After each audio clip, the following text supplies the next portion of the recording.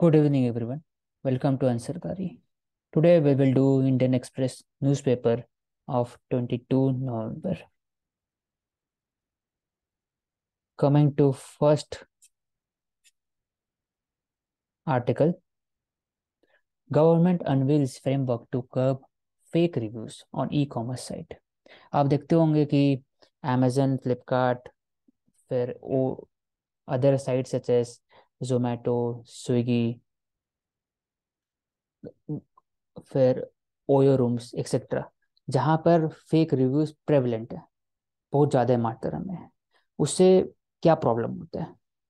It manipulates search result, it creates bias towards product, it also hampers decision making of the consumer, it also creates problem for different players in the market, different sellers in the market.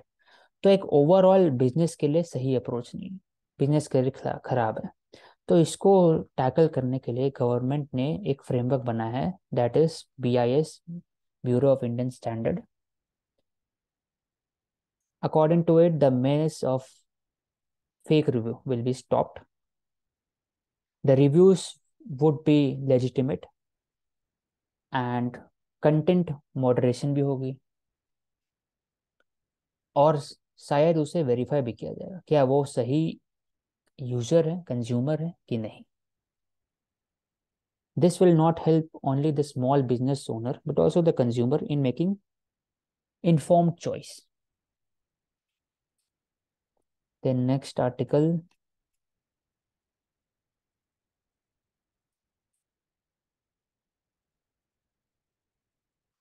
is on page number 10. It is regarding cattle hits by Vande Bharat Express. Past few weeks, we have heard many cases where Vande Bharat Express have directly hit the cattle.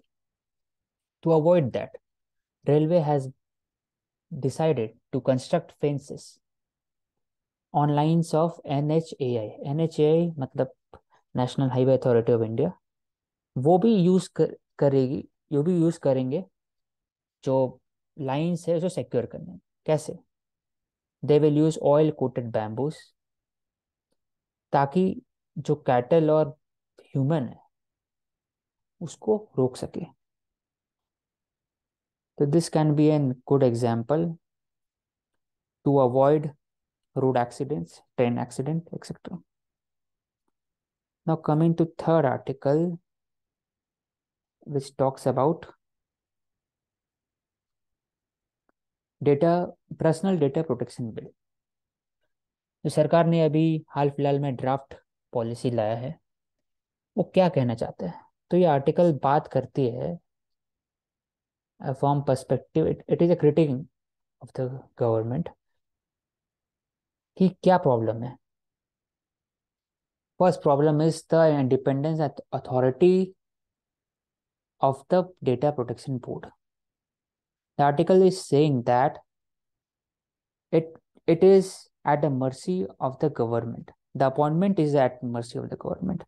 Government appoint करेगी personal protection board को, तो उसका autonomy कहाँ गया? Second point, earlier the bill has imposed very strict condition on cross border data. Data localisation के बारे में बात कर रहा था कि जो भी कंपनी डेटा यूज करेगी हमारे सिटीजन की, उसे इंडिया में ही स्टोर करना पड़े। लेकिन अब ये आर्टिकल उसके बारे में बात नहीं करती है। No, the critical personal data can be transferred anywhere in the country और also outside the country. The company do not have to store data exclusively in India, ऐसा कोई प्रोविजन नहीं है। They can also transfer data to various part of the countries. तो यह article question पूछ रहा है कि क्या जियोपॉलिटिक्स, ट्रेड, इकोनॉमिक ग्रोथ ज़्यादा इंपॉर्टेंट है कि प्राइवेसी इंपॉर्टेंट है? तो बिल को दोनों मैनेज करना है, right to privacy and also with respect to e-commerce data driven economy.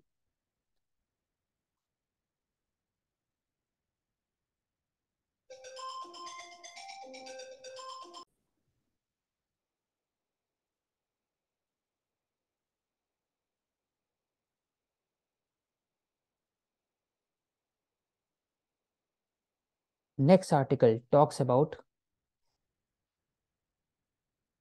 the bail provision in the IPC. There is a very interesting point that IPC does not talk about the bill. It does not define it. It only says that it is a non-bailable provision or it is a bailable provision. माननीय DY Chandrachud ji, हमारे जो chief justice है, वो कहते हैं कि trial court are being reluctant to grant bail to accused. मतलब कोई अगर हीनियस क्राइम है या फिर कोई टेररिज्म का केस है, उसमें जो ट्रायल कोर्ट है वो बहुत ज़्यादा सतर्कता, मतलब बहुत ज़्यादा रिलेक्टेंट रहती है। वो बेल नहीं दे सकती, और बेल देती भी है तो उसका बहुत ज़्यादा कंट्रोवर्सी क्रिएट होता है मीडिया ऐसे में। तो ये आर्टिकल बात करती है take sense of fear, fear है अमंग द जजेस with respect to granting bail. क्या क्या प्रोविजन है इंडिया में जो बेल के अगेंस्ट है? तो ये आर्टिकल बोलती है कि there are special law such as POCSO, prevention of children from sexual offence act, SC/ST atrocities act, NDPS law, UAPIA, where the bail can be granted only with strict statutory condition are satisfied। मतलब वहां पर जो room है, जो मैन्युवरिंग है, जो bell को देने का, वो बहुत कम है। ज्यादा ज्यादा केस में बेल बहुत कम दिया जाता है। ऐसा लॉ बना ही है कि बेल नहीं दिया जाए। तो क्या करना चाहिए?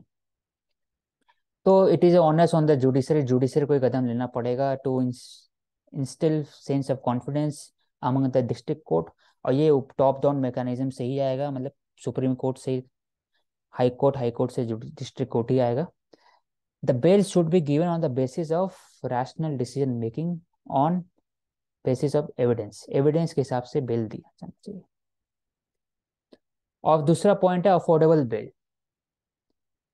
क्या जो रईस लोग हैं उन्हें वो अफोर्ड कर सकते हैं बेल को, और जो पुअर है, मजदूर है, वो अफोर्ड नहीं कर सकते?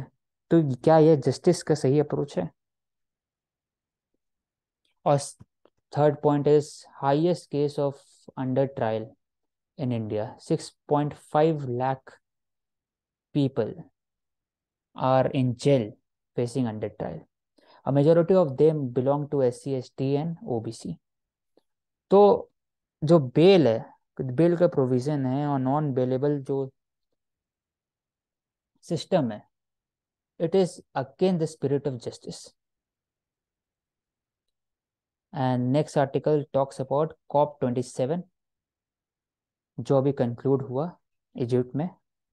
तो दो प्रोविजन के बारे में हमने बात किया था पिछले दिन, that is loss and damage, and second one is Sharm El Sheikh implementation plan. Loss and damage कौन एक्सेस करेगा? लॉस एंड डैमेज का फाइनेंस कौन करेगा? लॉस एंड डैमेज जो वर्नेबल कंट्रीज पे होगा आने वाले वक्त में, विच तो उसे कौन ऑडिट करेगा? ये सब क्वेश्चन है जो सॉल्व नहीं हो पाए COP27 में। एंड रिगार्डिंग शर्म एल शेख इम्प्लीमेंटेशन प्लान, तो ये कहता है कि we need approximately $4 to $6 trillion every year to meet the demand of climate change till 2030। और प्रॉब्लम ये COP27 में और पहले भी जो प्रॉब्लम रही है वो है कि financing to mitigate the climate change. There has been promise made by the developed countries to finance at least $100 billion per year, but वो पूरा अभी तक नहीं हो पाया। And the another point is that सब कोई बात करते हैं कि developing countries like India, China, वो मैक्सिमम प्रोड्यूसर है फॉर जीएचजी गैस, मतलब जीएचजी गैस की। तो उसको रिड्यूस करने के लिए सिर्फ अदर फॉसल फ्यूल भी होना चाहिए कि सिर्फ कोल पर बात करनी चाहिए? Other fossil fuel such as natural gas, LPG, etcetera, जो यूरोपियन कंट्रीज यूज कर रही है, जर्मनी यूज कर रहा है, Norway, Sweden, etcetera, but they always talk about coal, coal से खत्म करना है। तो ये भी एक नॉर्थ साउथ बायस है, नॉर्थ साउथ डिवाइड है। और COP27 फिर वो बात नहीं करता है with related to supply chain issues caused by Ukraine-Russia war in 2022. In spite of all this, India is making progress in meeting the nationally determined contribution each year and target of 45% from renewable source of energy by 2030. और पंच अमृत जो India का target है 2070 तक, वो भी India धीरे धीरे वहां तक बढ़ रहा है। Then next article talks about streamlining the process of appointment and transfer. ये आर्टिकल का बेसिक पॉइंट यह है कि जो ट्रांसफर सिस्टम है विद रिगार्ड टू कॉलेजियम, उसको रिफॉर्म करना चाहिए। कॉलेजियम इज ओपेक सिस्टम, और जो एनजेएसी लाया गया था 99th अमेंडमेंट एक्ट 2016, उसको अनकॉन्स्टिट्यूशनल घोषित कर दिया गया था बाय सुप्रीम कोर्ट। तो we need some form of system, some form of reform within the judiciary. और ये कौन करेगा जुडिशरी के अलावा? सरकार तो नहीं कर सकता, और ना ही कि पार्लियामेंट, वो पहले ट्राई किया गया था। तो it is onus on the Supreme Court and judiciary itself to make such a reform so that people have trust in the system. Then next article talks about the population gap between the China and India. China का जो population है उसका TFR rate है, total fertility rate, according to 2020 census, वो घट के 1.3 हो चुका है। तो उसका पॉपुलेशन धीरे धीरे रिड्यूस हो जाएगा। But on the other hand, India has a very large population below 40 years, we can reap demographic dividend up to 2040। तो हमें लार्जली इन्वेस्ट करना चाहिए with regarding to manufacturing, social capital, human capital, etc., promoting growth outside agriculture.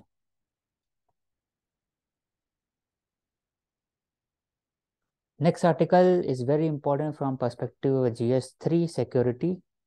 It talks about developing Great Nicobar. तो अगर map देखा जाए यहाँ पर, तो अंडमान निकोबार आइलैंड है। जो निकोबार के बीच में जो एक फर्क है, मतलब बीच में जो सी है अंडमान एंड निकोबार के बीच में, वो 10 डिग्री चैनल है, जो यूपीएससी पूछ चुका है।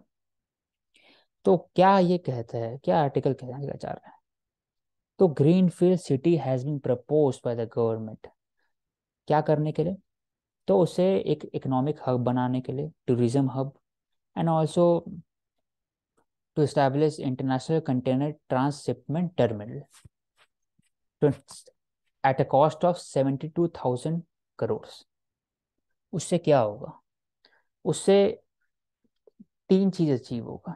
पहला, कि जो इकोनॉमिकली वो रीजन ज़्यादा प्रॉस्पेरस होगा। दूसरा, it lies on a very strategic point, that is choke point near Malabar, Malacca coast, Malacca choke point, which consists of approximately 40% of global trade।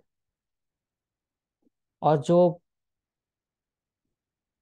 Reason है, it lies at a equidistance from Colombo and Singapore in south east. तो अगर बीच में रहेगा तो आसानी से trade हो सकता है। तो इसके कारण वहां पर इकोनॉमिक ग्रोथ होगा और इंडिया को भी फॉरेक्स रिजर्व मिलेगा।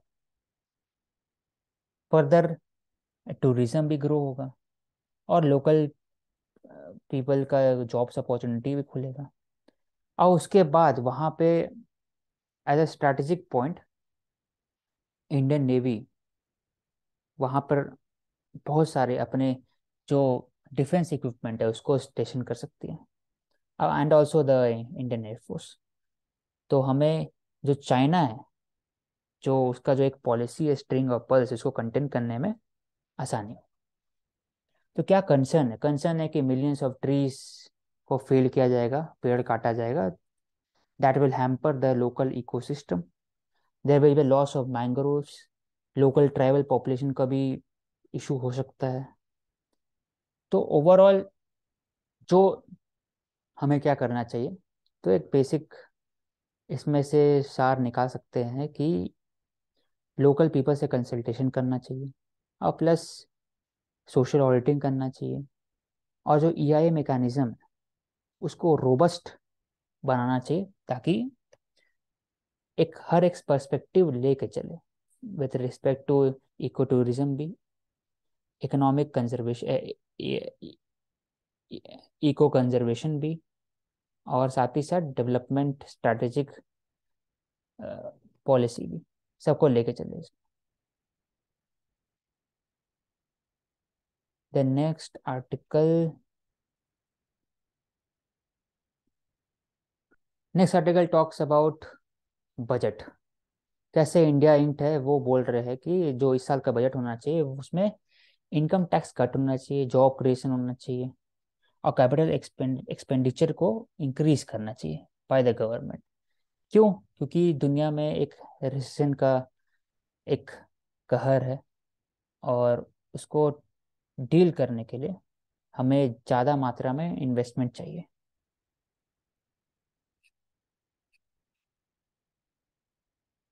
सो that's all for today. Thank you, we will meet again tomorrow.